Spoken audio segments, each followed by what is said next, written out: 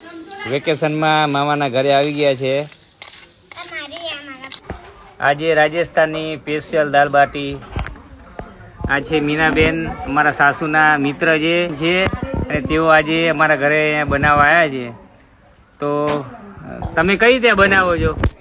આ એમાં આપણે ભરેલો લોટ જોવે ભાખરી જેવો, અને એમાં થોડા સાજીના ફૂલ નાખવા, પછી એમાં મીઠું આપણે સ્વાદ અનુસાર, અને એમાં થોડા આખા ધાણા અને વરિયાળી અને અજમો અને મીઠું, એ થોડો તેલનું મોવણ અંદર નાખીને હરખી રીતે મેળવીને લોટ બાંધી લેવો, અને પછી આ ગોળ આકારમાં બાટી બનાવી દેવી.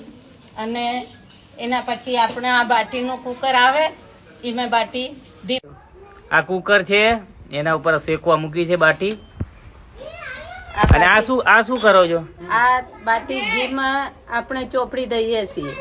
બરોબર. હા, એ ઘીમાં ચોપડેલી બાટી સરસ લાગે. બરોબર. હા, પ્યોર રાજસ્થાની ટેસ્ટ આવશે. Pure Rajasthani taste. દાલ બાટીનું કામ પૂરું થઈ ગયું છે. વાસણ હવે ઘસવા બેઠા છે. દાલ બાટી ખાવાની રાહ જોઈને બેઠા છે.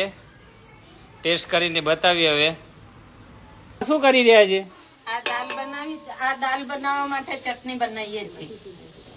શું નાખ્યું એમાં? એમાં લસણ નાખ્યું, ડુંગળી નાખી, અને આ હવે લીલા મરચા નાખીએ છીએ, અને પછી એમાં ટામેટા નાખીએ. ટામેટા નાખીએ એટલે મસ્ત સ્વાદ આવે. સરસ.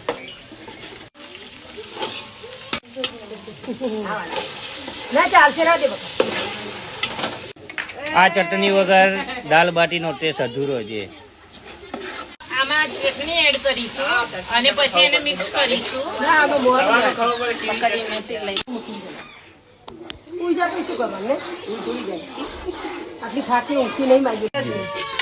આમાં અડદની, ચણાની, મગની દાળ નાખેલી છે. હવે દાલ બાટી બનીને તૈયાર છે. તો હાલો હવે કરીએ ટેસ્ટ.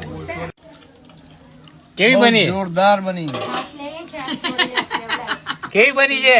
મસ્ત. આપણે છાશ જોઈ જો. કેવી બની?